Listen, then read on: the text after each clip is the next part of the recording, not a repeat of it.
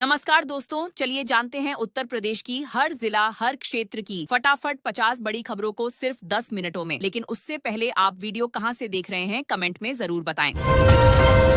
उत्तर प्रदेश में योगी आदित्यनाथ सरकार की दिव्यांग पेंशन योजना लाखों जरूरतमंदों के लिए बड़ा सहारा बन रही है। योजना के तहत पात्र दिव्यांगजनों को हर महीने 1,000 रुपए की आर्थिक सहायता दी जा रही है। सरकार का उद्देश्य दिव्यांग लोगों को आत्मनिर्भर बनाना और उनकी रोजमर्रा की जरूरतों में मदद पहुंचाना है। ऑनलाइन आवेदन और सत्यापन प्रक्रिया के जरिए लाभार्थियों को सीधे खाते में राशि भेजी जा रही है। उत्तर प्रदेश में योगी आदित्यनाथ सरकार ने परिवहन विभाग को आधुनिक बनाने के लिए 75.25 करोड़ रुपए मंजूर किए हैं। इस राशि से कार्यालयों का विकास, डिजिटल सुविधाओं का विस्तार और परिवहन सेवाओं को बेहतर किया जाएगा।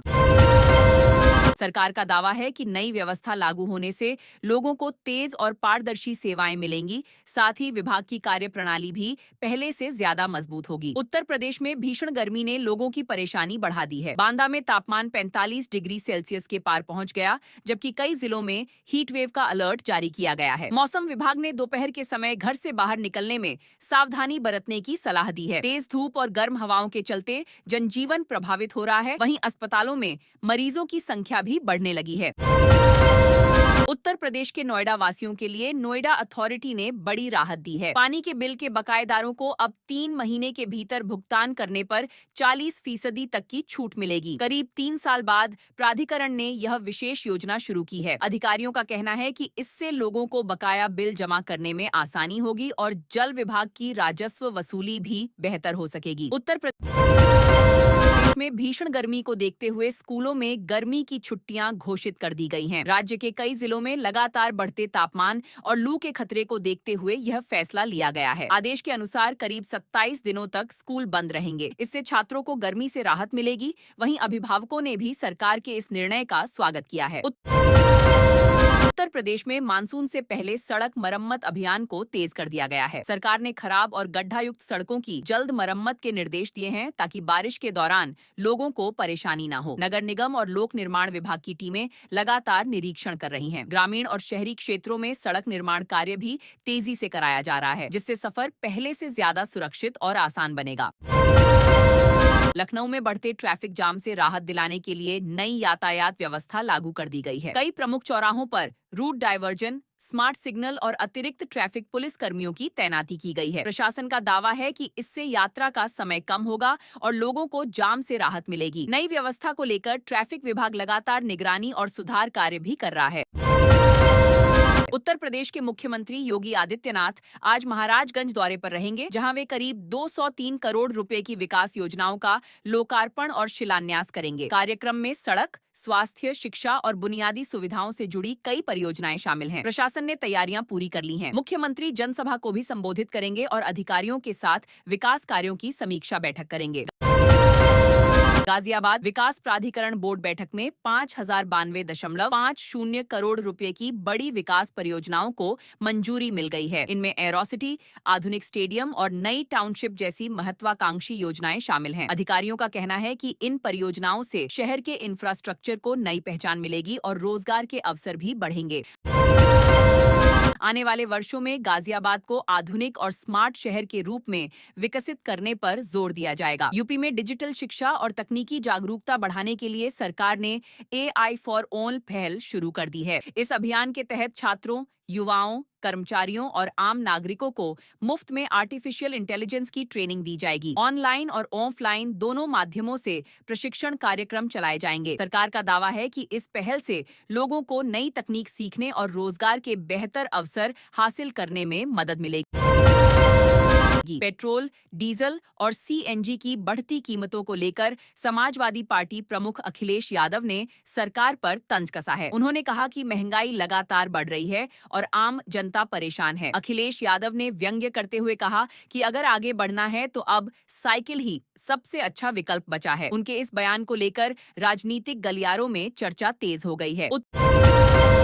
उत्तर उत्तर प्रदेश की राजनीति में संजय निषाद और बिहार के नेता मुकेश सहनी के बीच सियासी टकराव तेज होता नजर आ रहा है। मुकेश सहनी ने निषाद समाज के मुद्दों को लेकर बड़ा आंदोलन छेड़ने का संकेत दिया है। उन्होंने अल्टीमेटम देते हुए प्रदेश भर में यात्रा निकालने का ऐलान किया है। इस कदम से निषाद वोट बैंक की राजनीति में हलचल बढ़ गई है और आने वाले समय में राजनीतिक समीकरण बदल सकते हैं।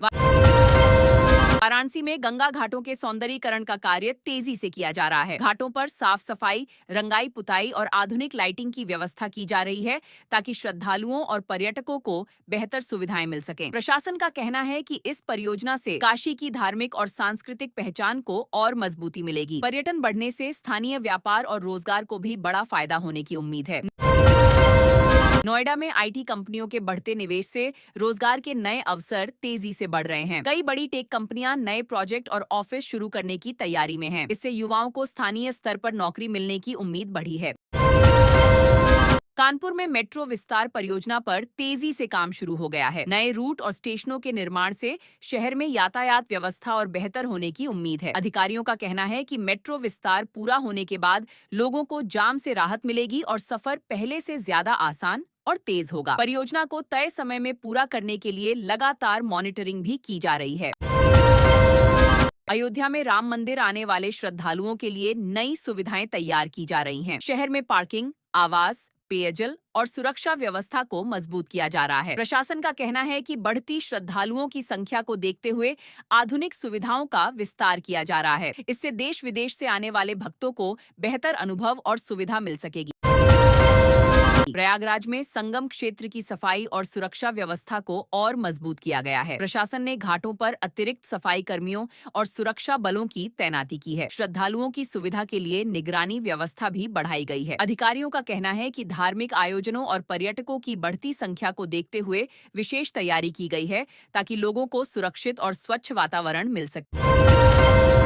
गोरखपुर में किसानों को राहत देने के लिए मुफ्त बीज वितरण अभियान शुरू किया गया है। कृषि विभाग गांव-गांव शिविर लगाकर किसानों को उन्नत किस्म के बीज उपलब्ध करा रहा है। सरकार का कहना है कि इससे खेती की लागत कम होगी और उत्पादन बढ़ाने में मदद मिलेगी। किसानों को आधुनिक खेती तकनीक की जानकारी भी दी जा रही है ताकि उनकी आय में बढ़ोतरी हो सके। आगरा में पर्यटन को बढ़ावा देने के लिए विशेष सांस्कृतिक कार्यक्रम आयोजित करने की तैयारी की जा रही है। ताजमहल देखने आने वाले पर्यटकों को स्थानीय कला, संगीत और संस्कृति से जोड़ने पर फोकस किया जाएगा। पर्यटन विभाग का कहना है कि इन कार्यक्रमों से शहर की सांस्कृतिक पहचान मजबूत होगी और स्थानीय कलाकारों को भी मंच मिलेगा। इससे पर्यटन कारोबार को नई रफ्तार मिलने की उम्मीद है। मेरठ में अवैध निर्माणों के खिलाफ प्रशासन की बड़ी कार्रवाई लगातार जारी है। कई क्षेत्रों में नियमों के विरुद्ध बने निर्माणों पर बुलडोजर कार्रवाई की गई है। अधिकारियों का कहना है कि शहर में अवैध कब्जों और अनधिकृत निर्माण को किसी भी हाल में बर्दाश्त नहीं किया जाएगा। प्रशासन ने लोगों से भवन निर्माण के दौरान तय नियमों का पालन करने की अपील भी की है। झांसी में बुंदेलखंड एक्सप्रेसवे बनने के बाद व्यापार और परिवहन को नई रफ्तार मिली है। कारोबारियों का कहना है कि अब माल ढुलाई पहले से तेज और आसान हो गई है। एक्सप्रेसवे से बुंदेलखंड क्षेत्र के कई जिलों को सीधा फायदा मिल रहा है। सरकार का दावा है कि बेहतर सड़क संपर्क से निवेश बढ़ेगा और स्थानीय युवाओं के लिए रोजगार के अवसर भी पैदा होंगे। अलीगढ़ में स्मार्ट क्लास योजना के तहत सरकारी स्कूलों को आधुनिक बनाया जा रहा है। स्कूलों में डिजिटल बोर्ड, प्रोजेक्टर और ऑनलाइन शिक्षण सामग्री उपलब्ध कराई जा रही है। शिक्षा विभाग का कहना है कि इससे छात्रों को आधुनिक तकनीक के जरिए बेहतर शिक्षा मिल सकेगी। ग्रामीण क्षेत्रों के विद्यार्थियों को भी डिजिटल शिक्षा से जोड़ने के लिए विशेष अभियान चलाया जा रहा है। बरेली में डेंगू के बढ़ते खतरे को देखते हुए स्वास्थ्य विभाग ने विशेष रोकथाम अभियान शुरू कर दिया है। शहर और ग्रामीण क्षेत्रों में फॉगिंग, साफ सफाई और जागरूकता अभियान चलाए जा रहे हैं। स्वास्थ्य टीमें घर घर जाकर लोगों को बचाव के उपाय बता रही हैं। प्रशासन ने लोगों से पानी जमा न होने देने और साफ सफाई बनाए रखने की अपील की है ताकि डेंगू के मामलों पर समय रहते नियंत्रण पाया जा सके। मथुरा वृंदावन में श्रद्धालुओं की बढ़ती भीड़ को देखते हुए नई पार्किंग व्यवस्था लागू की गई है। प्रमुख मंदिरों और धार्मिक स्थलों के पास आधुनिक पार्किंग सुविधाएं विकसित की गई हैं। प्रशासन का कहना है कि इससे ट्रैफिक जाम की समस्या कम होगी और श्रद्धालुओं को वाहन खड़ा करने में आसानी मिलेगी। त्योहारों और विशेष आयोजनों के दौरान व्यवस्था को और मजबूत करने की तैयारी भी की गई है। सीतापुर में नई रेल लाइन परियोजना को मंजूरी मिलने के बाद लोगों में खुशी का माहौल है। इस परियोजना से क्षेत्र की रेल कनेक्टिविटी मजबूत होगी और यात्रियों को बेहतर सुविधा मिलेगी। व्यापार और पर्यटन को भी इससे फायदा पहुंचने की उम्मीद है। स्थानीय लोगों का कहना है कि नई रेल लाइन बनने से रोजगार के अवसर बढ़ेंगे और आसपास के जिलों से संपर्क पहले से आसान हो जाएगा। गाजियाबाद में बढ़ते प्रदूषण को नियंत्रित करने के लिए प्रशासन ने विशेष अभियान शुरू किया है। निर्माण स्थलों पर निगरानी बढ़ाई गई है और धूल नियंत्रण के लिए पानी का छिड़काव कराया जा रहा है। प्रदूषण फैलाने वाले वाहनों और उद्योगों पर भी कार्रवाई की जा रही है। अधिकारियों का कहना है कि लोगों को स्वच्छ हवा उपलब्ध कराने के लिए लगातार निगरानी और सख्ती बरती जाएगी। फतेहपुर में महिलाओं को आत्मनिर्भर बनाने के लिए स्वरोजगार प्रशिक्षण कार्यक्रम शुरू किया गया है। इस योजना के तहत महिलाओं को सिलाई, ब्यूटी पार्लर, खाद्य प्रसंस्करण और छोटे व्यवसायों की ट्रेनिंग दी जा रही है। सरकार का उद्देश्य महिलाओं को आर्थिक रूप से मजबूत बनाना है। प्रशिक्षण पूरा होने के बाद महिलाओं को रोजगार और स्वरोजगार के अवसर उपलब्ध कराने की भी तैयारी की जा रही है। अमेठी में युवाओं को आधुनिक तकनीक से जोड़ने के लिए डिजिटल स्किल ट्रेनिंग कार्यक्रम शुरू किया गया है। इस पहल के तहत कंप्यूटर, डिजिटल मार्केटिंग और ऑनलाइन सेवाओं से जुड़ी ट्रेनिंग दी जाएगी। अधिकारियों का कहना है कि इससे युवाओं को रोजगार पाने में मदद मिलेगी। ग्रामीण क्षेत्रों के युवाओं को भी तकनीकी शिक्षा से जोड़ने पर विशेष जोर दिया जा रहा है। लखनऊ के सरकारी अस्पतालों में मरीजों को बेहतर इलाज देने के लिए नई मशीनें और आधुनिक सुविधाएं बढ़ाई गई हैं। अस्पतालों में जांच और उपचार सेवाओं को मजबूत करने पर फोकस किया जा रहा है। स्वास्थ्य विभाग का कहना है कि इससे मरीजों को समय पर इलाज मिलेगा और बड़े अस्पतालों पर दबाव भी कम होगा। डॉक्टरों और स्वास्थ्य कर्मचारियों की संख्या बढ़ाने की तैयारी भी की जा रही है। बलिया में बाढ़ के संभावित खतरे को देखते हुए प्रशासन अलर्ट मोड पर आ गया है। नदी किनारे के क्षेत्रों में निगरानी बढ़ा दी गई है और राहत सामग्री की व्यवस्था शुरू कर दी गई है। अधिकारियों को आपात स्थिति से निपटने के लिए तैयार रहने के निर्देश दिए गए हैं। प्रशासन का कहना है कि लोगों की सुरक्षा के लिए हर जरूरी कदम समय रहते उठाए जाएंगे। वाराणसी एयरपोर्ट के विस्तार से पर्यटन और व्यापार को नई रफ्तार मिलने की उम्मीद है। एयरपोर्ट पर यात्रियों की बढ़ती संख्या को देखते हुए नई सुविधाएं और टर्मिनल विस्तार का काम किया जा रहा है। अधिकारियों का कहना है कि इससे देश विदेश से आने वाले पर्यटकों को बेहतर सुविधा मिलेगी। व्यापारिक गतिविधियों और स्थानीय रोजगार पर भी इसका सकारात्मक असर देखने को मिल सकता है। सहारनपुर में किसानों को आधुनिक खेती तकनीक की ट्रेनिंग दी जा रही है। कृषि विभाग किसानों को नई फसल पद्धति, ड्रिप सिंचाई और उन्नत बीजों के इस्तेमाल की जानकारी दे रहा है। सरकार का कहना है कि इससे उत्पादन बढ़ेगा और खेती की लागत कम होगी। किसानों को वैज्ञानिक तरीके से खेती करने के लिए जागरूक भी किया जा रहा है। सोनभद्र में खनन क्षेत्रों की निगरानी के लिए विशेष टीम गठित की गई है। प्रशासन अवैध खनन पर रोक लगाने और सुरक्षा मानकों का पालन सुनिश्चित करने पर जोर दे रहा है। अधिकारियों का कहना है कि नियमित निरीक्षण के जरिए नियमों का उल्लंघन करने वालों पर सख्त कार्रवाई की जाएगी। इस कदम से पर्यावरण संरक्षण और राजस्व नुकसान रोकने में मदद मिलने की उम्मीद है। प्रतापगढ़ में स्वास्थ्य विभाग ने टीकाकरण अभियान तेज कर दिया है। बच्चों और गर्भवती महिलाओं को समय पर टीके लगाने के लिए गांव-गांव स्वास्थ्य शिविर लगाए जा रहे हैं। स्वास्थ्य कर्मी घर घर जाकर लोगों को जागरूक भी कर रहे हैं। अधिकारियों का कहना है कि अभियान का उद्देश्य बीमारियों से बचाव और लोगों की स्वास्थ्य सुरक्षा को मजबूत बनाना है। एटा में जलभराव की समस्या से राहत दिलाने के लिए नगर पालिका ने विशेष सफाई अभियान शुरू किया है। नालियों की सफाई, कचरा हटाने और जल निकासी व्यवस्था सुधारने का काम तेजी से किया जा रहा है। प्रशासन का कहना है कि मानसून से पहले तैयारी पूरी करने पर जोर दिया जा रहा है ताकि बारिश के दौरान लोगों को परेशानी का सामना न करना पड़े।